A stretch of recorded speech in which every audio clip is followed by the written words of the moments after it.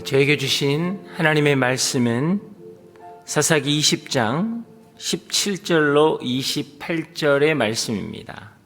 저하고 한 절씩 나누어 읽겠습니다. 베냐민을 제하고도 이스라엘 사람 가운데 칼을 뽑아든 사람이 40만 명이었습니다. 그들은 모두 전쟁 용사들이었습니다. 이스라엘 자손들이 일어나 베들로 올라가서 하나님께 여쭤보며 말했습니다. 우리 가운데 누가 먼저 올라가 베냐민 사람들과 싸워야겠습니까? 여호와께서 말씀하셨습니다. 유다가 먼저 갈 것이다.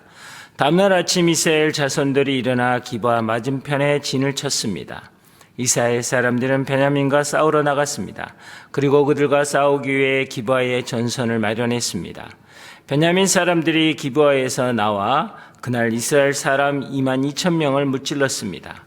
그러나 이스라엘 사람들은 서로 용기를 북돋워 주고 첫날 전선을 마련한 곳에 다시 준비를 갖추었습니다. 이스라엘 자손들은 여호와 앞에 올라가 저녁 때까지 울며 여호와께 여쭈어 말했습니다. 우리가 우리 형제 베냐민 사람들과 전쟁하기 위해 다시 가야 합니까? 여호와께서 대답하셨습니다. 올라가 그들과 싸워라. 둘째 날 이스라엘 자손들은 베냐민 사람들에게 가까이 다가갔습니다. 베냐민 사람들은 둘째 날에 그들과 싸우기 위해 기브아에서 나왔습니다. 베냐민 사람들은 다시 이스라엘 자손들 18,000명을 무찔렀는데 그들은 모두 칼로 무장한 사람들이었습니다. 그러자 모든 이스라엘 자손들이 모든 백성들이 베델로 올라가서 여호와 앞에 주저앉아 울었습니다. 그들은 그날 저녁 때까지 금식하고 여호와 앞에 번제와 화목제를 드렸습니다. 그리고 이스라엘 자손들은 여호와께 여쭤보았습니다. 그 당시 하나님의 언약궤가 그곳에 있었고 그 당시 그 앞에는 아론의 자손이며 엘리야살의 아들인 비니아스가 섬기고 있었습니다. 그들이 물었습니다. 제가 우리 형제 베냐민과 싸우기 위해 다시 나가야 합니까? 아니면 여기서 그만둬야 합니까? 여호와께서 말씀하셨습니다.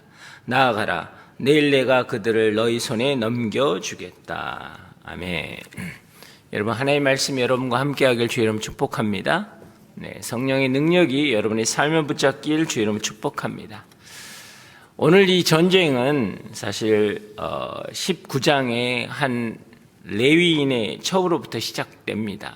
여인의 음행을 통해서 이 일이 시작됐다라는 거죠. 그 첩이 음행을 하고 친정으로 가버립니다. 그녀가 그곳에서 한 4개월 머물고 있을 때 레위인이 그녀에게로 가서 그녀를 설득합니다. 여기서 참 이상한 것은 율법을 목숨처럼 지켜야 할 레위인도 그리고 그 여인의 장인도 여인도 아무런 반응이 없다라는 것입니다. 어떤 용서를 구하거나 어떤 일들을 사죄하는 일이 없이 여러 날을 먹고 마시고 쉬다가 5일 만에 길을 떠났다라고 성경은 이야기합니다. 이 이야기는 여러분 죄에 대해서 너무 철저하게 무감각해져 버린 그 시대의 영적 상황을 이야기하는 것입니다. 여러분, 죄가 무서운 것은 죄를 짓는 사람이 그 죄를 지으면 지을수록 그 죄에 대해서 익숙해져 버린다라는 거예요. 죄에 대해서 무감각해지면 점점 죄를 짓는데 담대해지는 것이고 그것에 비례해서 무서운 결과를 감당해야 하는 것입니다.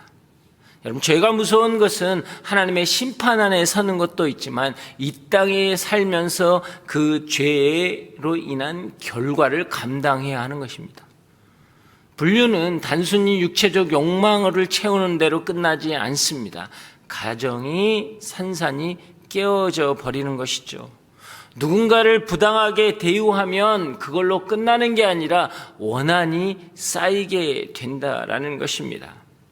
로마서 1장 28절 이하에 보면 죄악에 대해서 말씀하시면서 죄악의 시작점을 이렇게 이야기합니다.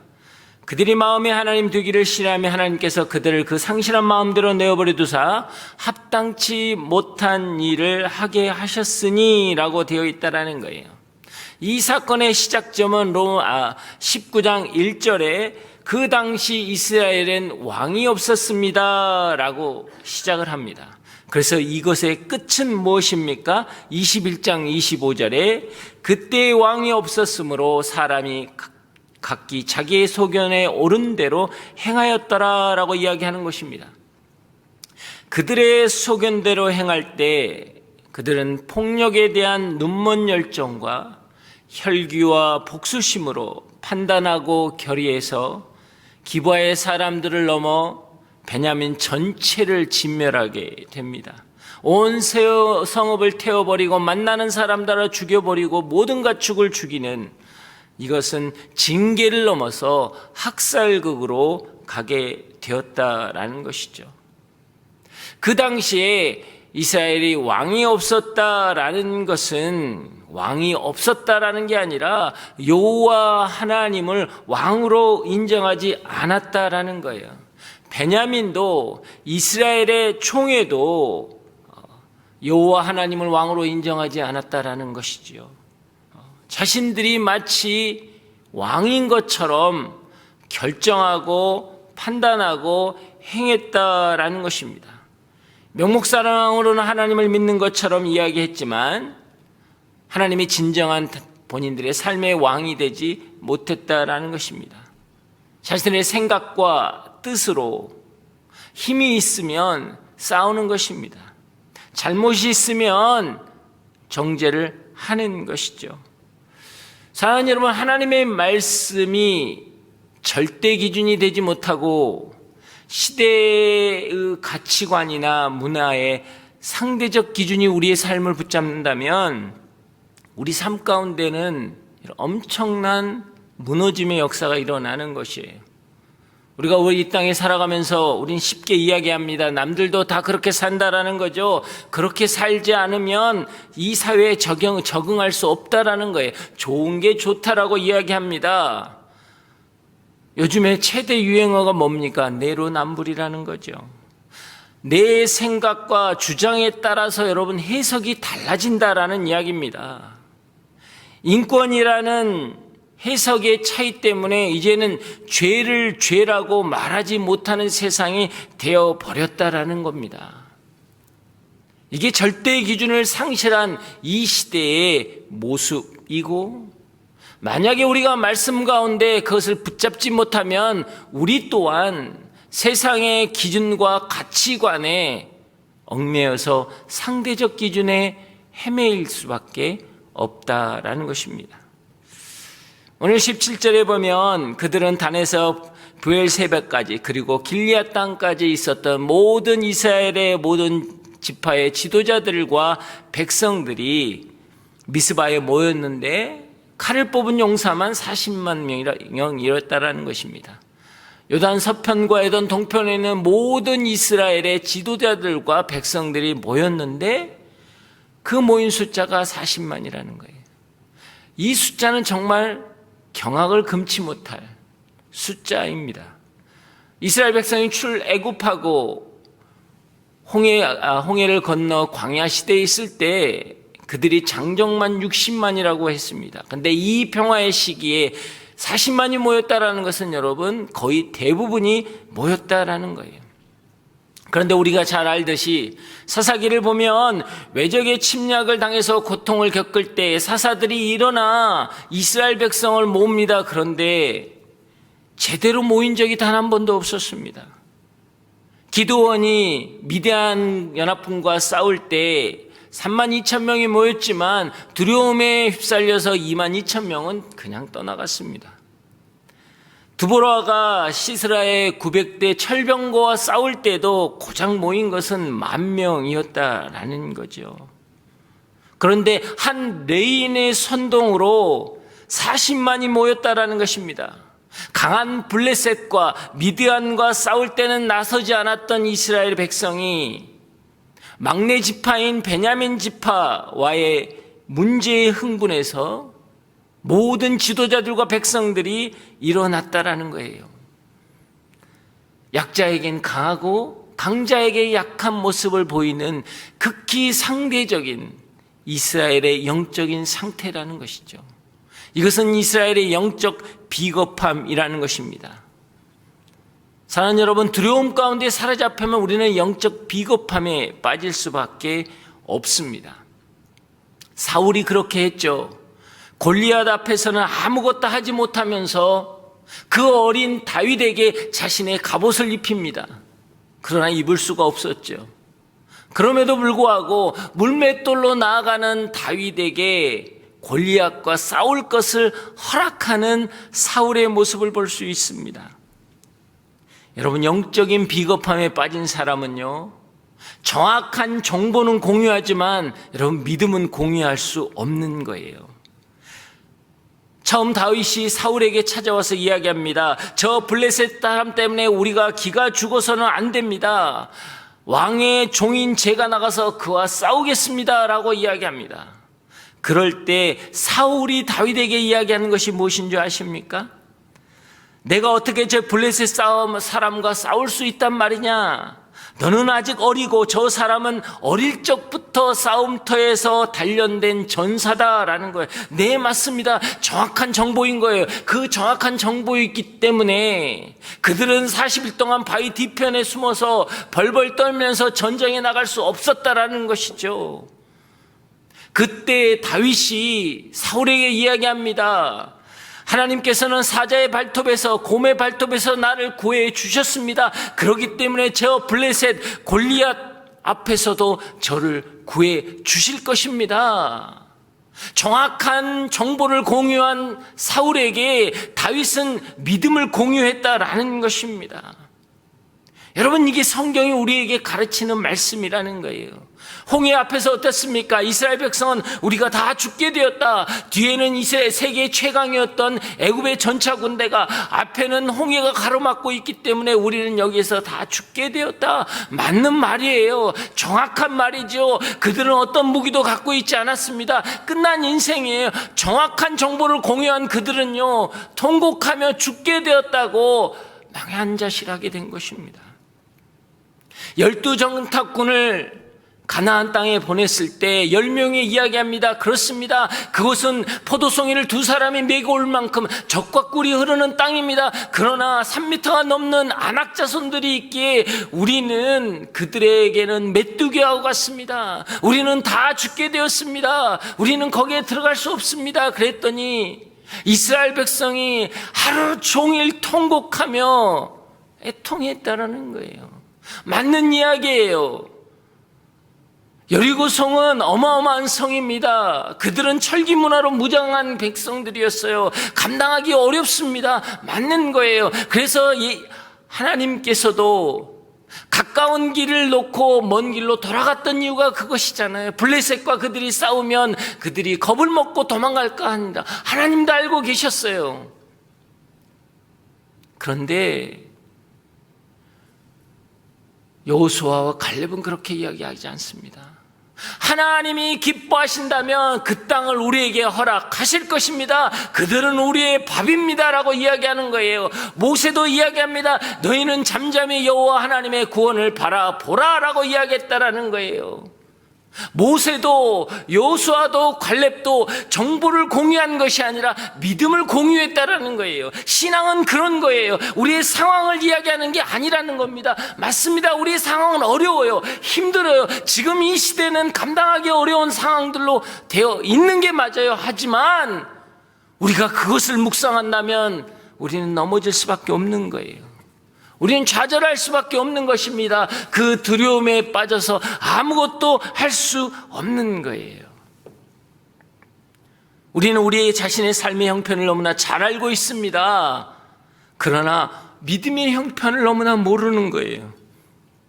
조건이나 상황이나 능력이나 경제적인 상태나 내 이력이나 직장이나 내 외모에 대해서 내 형편은 너무나 잘 알고 있습니다. 그러기 때문에 위축되는 거예요. 아니, 그러기 때문에 때로는 우리가 교만해지는 것입니다.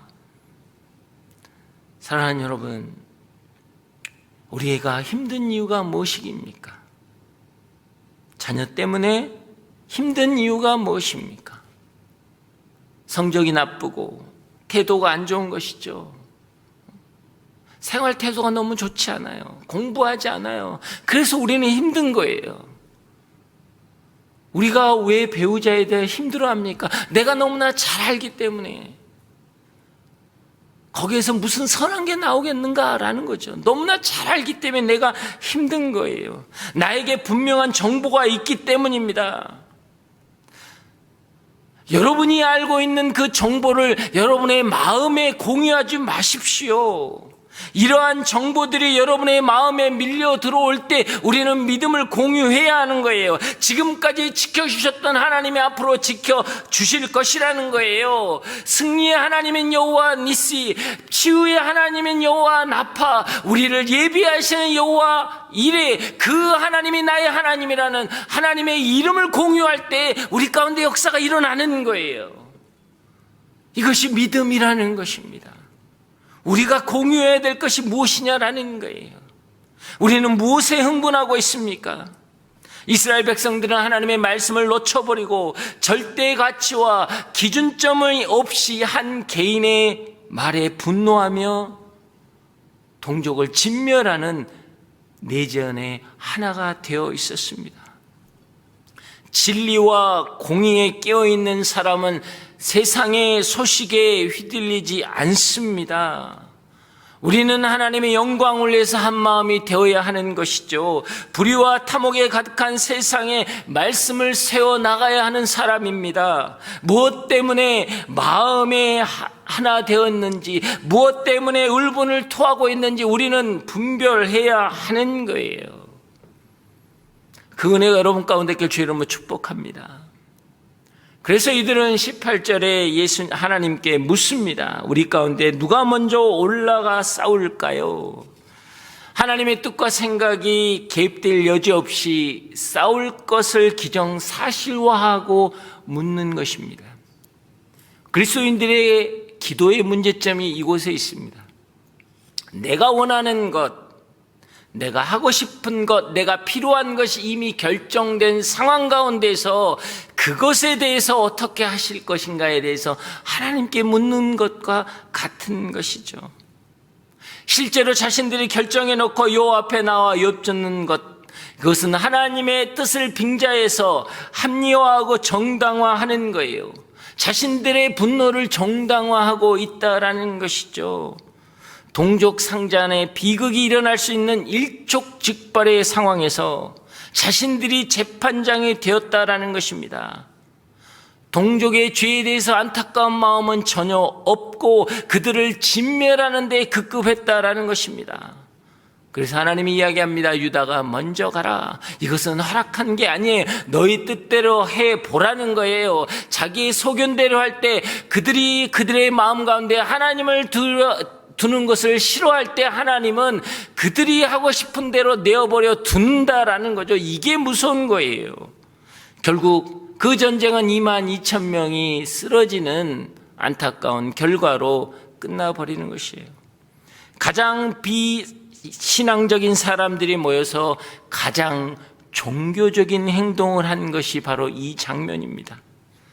사랑하는 여러분, 종교는 위로를 줄 수 있지만 세상을 이길 수 없습니다. 왜요? 종교는 세상이 만들었기 때문입니다. 그래서 그들은 23절에 다시 여호와께 묻습니다. 베냐민과 전쟁하기 위해서 다시 나아가야 합니까? 여러분, 질문은 바뀌었지만요, 싸우겠다는 마음이 바뀐 게 아니에요. 그래서 하나님은 또 이야기합니다. 그래, 올라가 그들과 싸워라라는 거예요. 결국 또 18,000명이 죽게 됩니다. 1차와 2차 전쟁에 패한 것은 무엇입니까? 스스로에 대한 영적 점검이 없이 무조건 형제지파에 대한 정죄하는 이스라엘의 총회의 영적 오만함에 대한 하나님의 징계였다라는 것이죠. 그동안 하나님과 전혀 상관없이 살았던 그들, 자기 소견대로 살아왔던 그들이 갑자기 하나님의 일을 하겠다고 나선 것이었습니다. 여러분, 하나님의 일을 할 때는 무엇을 하느냐가 중요한 것이 아니라 하나님과 어떤 관계를 가지고 있느냐가 중요한 거예요. 그들은 기브아 사람들과 별 차이 없이 살았습니다. 그래 놓고 아무 회개 없이 당당히 베냐민을 징벌하겠다고 나선 것입니다. 여러분, 신앙은요, 정당성이 아니라 진정성입니다. 신앙은 사건이 아니라 히스토리라는 거예요. 신앙은 어떤 사실, 팩트가 아니고 진실, truth라는 거예요. 마치 이거와 같습니다. 베드로가 예수님을 3번 부인했으며 이건 팩트예요. 정확한 사실이에요. 그러나 예수님이 베드로에게 다시 찾아가셔서 너가 나를 사랑하느냐 했을 때 베드로의 고백이 무엇입니까? 주님이 내 마음을 아십니다. 그래요. 마음이 온이라도 육신이 연약한 자였기 때문에 하나님이 그 마음을 아시는 거예요. 그 진실을 아시는 거예요. 사실로 다가가지 않는 것입니다. 가나안 여인에게 다가가서 말씀하십니다. 너에게 남편이 있느냐? 남편이 없습니다. 그 말이 옳다. 팩트는 뭐예요? 남편이 5이나 있었어요. 지금도 한 남자하고 살고 있다고요. 그러나 그것이 팩트가 중요한 게 아니라 그 마음, 여인의 진실성이 중요한 거예요. 그 많은 남자들이 자기에게 남편이 되어주지 못했다라는 거죠. 하나님은 그것을 보신다라는 것입니다. 하나님께서 여러분 사울의 죄 때문에 사울을 버리기로 결정하시고 나서 사무엘에게 이야기합니다. 너는 가서 베들레헴 이새의 집에 가서 그의 아들 가운데 한 사람을 왕으로 택하라라고 이야기합니다. 사무엘의 이새의 집에 갔습니다. 그리고 첫째 아들 엘리압을 봤을 때 사무엘의 고백은 무엇이었습니까? 여호와께서 기름 부을 사람이 정말 여호와 앞에 나와 있구나라고 고백합니다. 그가 그 마음을 품었을 때 하나님이 이야기하시죠. 아니다라는 거예요. 그의 영모와 키를 보지 마라. 나는 이미 그를 버렸다. 내가 보는 것은 사람과 같지 아니한다. 사람은 외모를 보지만 나 여호와는 마음을 보느니라라는 거예요. 이것이 무엇입니까? 이것은 어떤 사건을 보지 않겠다라는 거예요. 하나님은 그의 인생의 스토리를 보았다라는 겁니다. 어떻게 보면 굉장히 냉정한 이야기 같아. 내가 그를 버렸다라고 이야기하는 것을 우리가 묵상하면 정말 냉정해 보이지만요, 하나님이 이야기하는 건 뭐예요? 내가 그의 삶의 스토리를 알고 있다라는 거예요. 너의 보여주는 것말로 끝나는 게 아니라는 거예요. 여러분, 예수님을 만난 빌립이 제자가 되고 나서 나다니엘에게 예수님을 소개하며 내가 이런 분을 보았다라고 할 때 나다니엘이 뭐라고 합니까? 나사렛에서 무슨 선한 게 나오겠느냐라고 이야기하는 거예요. 사실 그의 태도는 어떤 것입니까? 지나친 지역 비하적인 생각이죠. 예수님을 폄하한 이야기를 한 사람입니다. 그럼에도 불구하고 빌립이 계속적으로 와서 보라 해서 예수님께 나왔을 때 예수님이 뭐라고 이야기합니까? 이는 참 이스라엘의 사람이고 그 속에 간사함이 없다. 자신을 폄하한 그 사람에게 예수님이 그렇게 이야기하는 거예요. 그랬을 때 나다니엘이 뭐라고 하면 당신이 나를 어떻게 합니까? 라고 했더니 너가 무화과 나무 밑에 있을 때부터 나는 알았다라는 거예요. 기본적으로 유대인들은요, 그 나무 그늘에서 말씀을 묵상하고 암기하고 여러분 그렇게 기도하는 삶을 살았거든요. 하나님은 그렇게 보신 거예요. 그들의 사실을 본 게 아니라 그들의 스토리를 본 거예요. 그들의 이벤트를 본 게 아니라는 거예요. 한 사건으로 이야기하지 않는다라는 겁니다. 이게 우리가 하나님 앞에 소원하며 나아갈 수 있는 길이 된다라는 것입니다. 여러분, 신앙은 정당성이 아니라 진정성이라는 거예요. 우리가 억울하고 고통당하지만 여러분 한 발짝 한 발짝 내디뎠을 때 신앙의 발자국은 하나님이 기억한다라는 것입니다. 과거에 묻혀있던 여러분의 삶들, 내가 헌신하고 눈물로 기도하고 간절하게 소망했던 것, 그 누구도 기억하지 못한 그 과거, 그러나 하나님은 오늘 그것을 기억하신다라는 거예요. 그래서 비록 오늘 내가 실수하고 오늘 내가 낭망하고 오늘 내가 죄 가운데 빠져 있다고 할지라도 하나님은 과거의 나를 기억하시기에 오늘 나를 들어 사용하시고 일으키시고 회복한다라는 것입니다. 그게 오늘 하나님의 마음인 거예요. 사랑하는 여러분, 우리가 구원받았다라는 것은 무엇을 이야기하는 것입니까? 언제 어느 순간에 내가 죄인이라는 고백과 함께 주님은 나의 진정한 하나님이십니다, 나의 주인이십니다라는 그 고백을 하나님이 기억하시기에 오늘 우리의 예배를 받으시는 거예요. 비록 내가 죄 가운데 있지만, 비록 내가 아무런 일을 할 수 없는 능력 없는 인생이라고 하지만 그 고백이 나를 살리는 거예요. 하나님이 그 스토리를 기억하시기 때문에 우리는 그 사건 때문에 포기합니다. 이제는 끝난 거 아니냐, 이제는 회복되지 않는 거 아니냐, 더 이상 뭘 할 수 있겠느냐라고 우리는 결정 지을 수밖에 없어요. 그 사건이 그렇게 말을 하고 있기 때문에. 하나님은 그러나 그 사건을 보지 않는다라는 거죠. 나의 삶을 알고 계신다라는 거예요. 그래서 오늘의 기도가 사건으로 일어나지 않아도 우리에게 소망이 있는 것은 무엇입니까? 하나님이 기억하신다라는 거예요. 여러분을 기억하신다라는 거예요. 그 능력 여러분을 살리길 주의 이름으로 축복합니다. 오늘 시간 우리가 기도하며 나가기 원합니다. 사랑하는 여러분, 그렇습니다. 그래서 이들은 다시 한번 하나님께 나와 묻습니다. 이제는 내가 가야 합니까? 싸워야 합니까? 말아야 합니까? 이것은 무엇을 뜻합니까? 주권을 하나님께 드렸다라는 이야기예요. 그들이 먼저 번제와 화목제를 드립니다.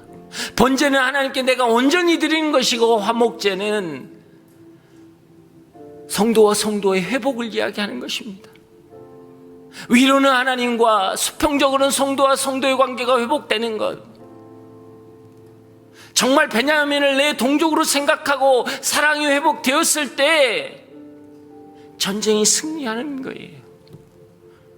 우리 안에 먼저 회복되어야 될 것이 무엇인지를 깨달아야 합니다. 하나님, 내가 하나님의 말씀으로 내가 먼저 깨달아지길 원합니다. 내가 먼저 변화되길 원합니다. 우리가 예배가 회복되길 원합니다. 주님 역사하여 주시옵소서. 다 함께 주여 외치고 기도합니다. 주여! 사랑의 하나님 아버지, 우리는 상황을 해결하기 위한 도움을 구하는 것이 아니라 상황을 허락하신 하나님의 뜻을 구하길 원합니다. 먼저 하나님께 우리의 주권을, 우리의 결정권을 하나님께 드리기를 원합니다. 그때 하나님이 우리에게 말씀하십니다. 내가 그를 너의 손에 넘겨주리라. 하나님, 그렇습니다. 그 하나님이 우리 하나님임을 믿고 나아가길 원합니다. 우리는 때때로 정당성만을 이야기했습니다. 이게 맞습니다, 이게 옳습니다, 이렇게 해야 합니다. 그러나 하나님은 그 마음의 진정성을 보는 거예요. 우리의 마음 가운데 어떤 마음을 품고 있는지, 나는 어떤 예배자로 살았는지 하나님 먼저 그것을 보기를 원하십니다. 우리는 사건 중심으로 살았습니다. 이것이 있을 때는 행복했고 이것이 없을 때는 불행했습니다. 그러나 하나님은 그 사건 뒷면에 있는 나의 인생의 스토리를 기억하십니다. 나의 눈물을 기억하고 나의 아픔을 기억하고 내가 애통하며 하나님께 나아왔던 것을 기억하십니다. 하나님은 나의 기도를 단 하나도 땅에 떨어지지 않게 하겠다고 말씀하신 것입니다. 주님, 우리가 그 믿음으로 나아가게 하여 주시옵소서. 아버지여, 역사여 주시옵소서. 아버지여, 주님 은혜 내려 주시옵소서. 주님 은혜 내려 주시옵소서. 사랑하는 여러분, 다윗이 밧세바를 범하고 그의 남편을 죽이는 엄청난 일을 했음에도 불구하고 하나님이 그를 붙들었던 이유는 뭘까요? 그가 어려서 목동일 때부터 그 들판에서 하나님을 찬양했던 그 모습을 하나님은 기억하시기 때문이에요. 아브라함이 아내를 누이라고 2번이나 속이며 그 연약한 자리, 자식을 주겠다고 하면서 이스마엘을 낳았던 그런 불순종의 자리에 있었지만, 그럼에도 불구하고 그를 민족의 조상으로 세우신 이유가 무엇입니까? 그가 본토 친척 아비짐을 믿음으로 떠났기 때문이에요. 그것을 기억하기 때문입니다. 하나님이 오늘 이 시간 여러분을 회복시키실 이유는 무엇입니까? 내가 예수님을 믿습니다라는 구원 사건이 우리에게 있기 때문이에요. 여러분의 가정을 회복할 이유가 어디에 있습니까? 지금 죄악 가운데 있는 그 자녀를 일으키실 이유가 어디에 있습니까? 하나님의 구원 사건이 이미 2000년 전에 시작되었기 때문이에요. 그 믿음을 가지고 선포할 때 우리 안에 놀라운 역사가 일어날 것입니다. 믿음으로 고백하는 자마다 회복이 있을 주여다. 주여 역사여 주시옵소서. 다시 한번 주여 외치고 기도합니다. 주여! 사랑의 하나님 아버지, 그렇습니다. 하나님은 오늘 이 시간 우리 가운데 회복의 역사를 일으키길 원하십니다.